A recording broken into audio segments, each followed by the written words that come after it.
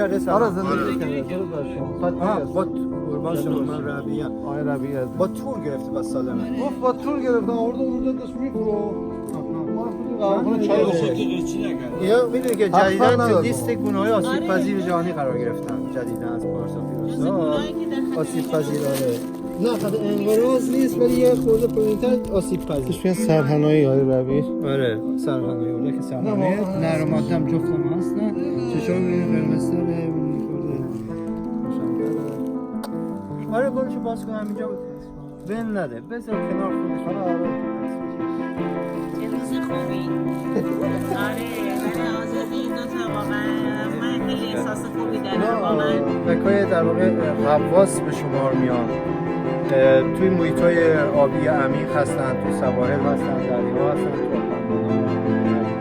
تو هستن مهاجرم جمعیت زمستان گذران رو زیاد داریم توی شمال از این فصل تا اسفندان رو هستن ولی برای جوجه آوری به تدریج که طول روز زیاد میشه دما بالا میره اینا هم میرن به سوی ارزهای بالاتر برای جوجه آوری و اوایل پاییز برمیگردن به شمال.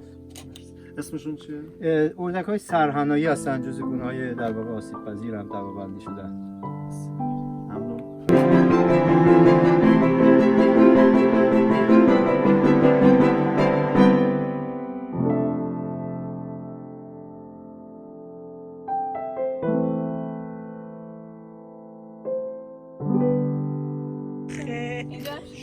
شما میتونید با هم هماهنگ کنید. باشه تشکر داریم. چون مدت زیادی بسته بود. ایراد نداره. برید انشالله که زاد آوری کنید.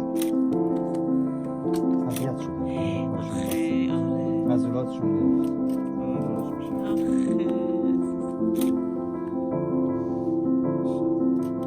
میشم اینا چون الان فصل برگشت که نیست زمان زیادی داره که کلاب بتونه تغذیه کنه و خودشون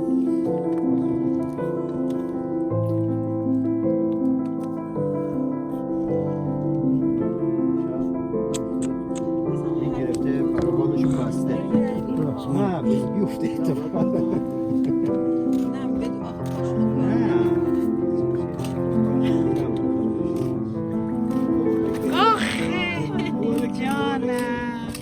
یعنی چیز ماده زرنگتر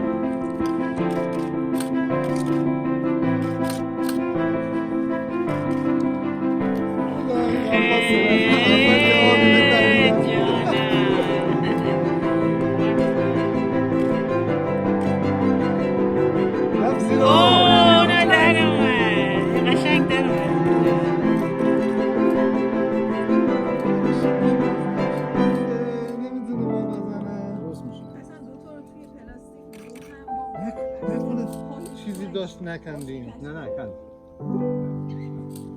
این یکی خوبه داشت.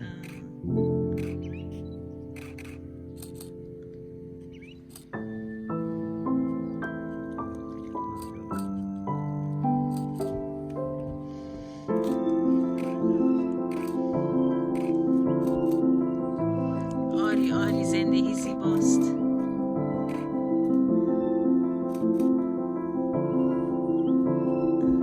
قشنگ جفتن. 100% جفتن. زنده باد آقا افشین و دوستان آقا